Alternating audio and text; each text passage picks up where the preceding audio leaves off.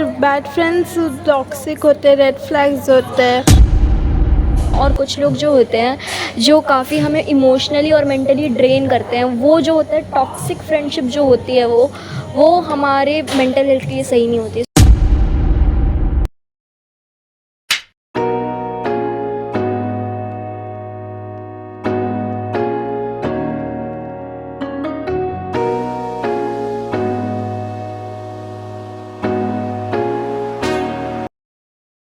Hi guys, welcome to our channel Say and Slay and we are here with another episode. So आज का जो topic है वो बहुत ही इंटरेस्टिंग होने वाला है और एक ऐसा टॉपिक है जिसके बारे में कोई बात नहीं करता, फ्रेंडशिप एंड मेंटल हेल्थ। सो आज हमारे साथ हैं दक्षिता, जो कि मेरी काफ़ी अच्छी दोस्त हैं और कॉलेज में भी हम सब कुछ साथ में करते हैं। सो हाय दक्षिता। हाय। सो दक्षिता, मेरा जो आपसे पहला सवाल है वो है, what do you think about like how do friendship impact our mental health? What is your opinion about that?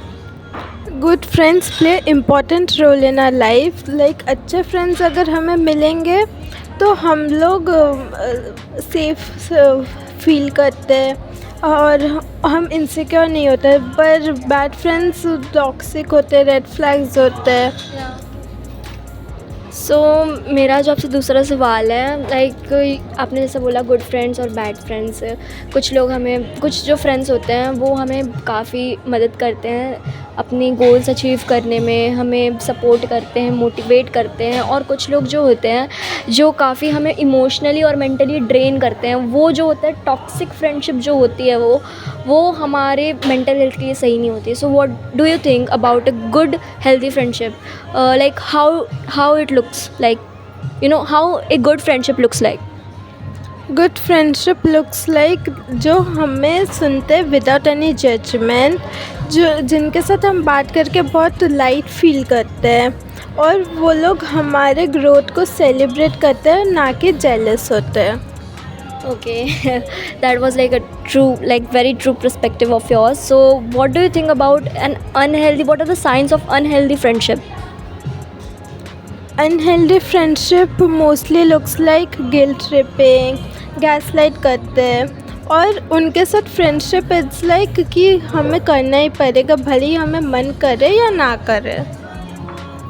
You said so true. Like वो हम उस फ्रेंडशिप में रहते हैं, हमें हर्ट भी होता है, बट फिर भी हम उस फ्रेंडशिप में रहते हैं जस्ट बिकॉज कि we have the fear of losing the person और द फ्रेंड। लेकिन ये बहुत गलत चीज़ है, ये चीज़ हमारे मेंटल हेल्थ को ड्रेन करती है, इम्पैक्ट करती है और लाइक वो हमें लेफ़्ट आउट फील कराते हैं। वो चीज़, कुछ चीज़ें होती है जिन उनकी बातें हर्ट हो जाती है हमें, बट फिर भी हम चूज़ करते हैं कि हमें उनके पास रहना, उनके साथ रहना। और ये जो चीज़ है बहुत गलत होती है लोगों के साथ। सो मेरा जो आपसे तीसरा सवाल है, what do you think about boundaries? How can you keep boundaries in friendship? Boundaries mostly communication से बिल्ड होता है। उनको हमें समझाना होगा कि ये कुछ चीज़ें तुम जो कर रहे हो वो ठीक नहीं है, ताकि दोनों ही फ्रेंडशिप बने रहने की कोशिश करते हैं। एंड मुझे भी यही लगता है कि बाउंड्रीज़ बहुत इम्पॉर्टेंट है फ्रेंडशिप में, मेरे हिसाब से। क्योंकि बाउंड्रीज़ जो है, लाइक अगर हम हर चीज़ में बाउंड्रीज रखते हैं तो फ्रेंडशिप में भी रखना चाहिए। ये ऐसा नहीं है कि मैं आपसे कुछ छुपा रही हूँ या कुछ छुपा रहा हूँ, ऐसा कुछ भी नहीं है। ये जो बाउंड्रीज़ है फ्रेंडशिप में वो काफ़ी इंपॉर्टेंट होती है। लाइक आप, अगर मुझे स्पेस चाहिए तो मैं बोलूँगी I need some space, and अगर मुझे कुछ काम है तो मैं बोलूँगी, इसमें बुरा लगने वाली कोई बात नहीं है। So yeah, boundaries are equally important in friendship.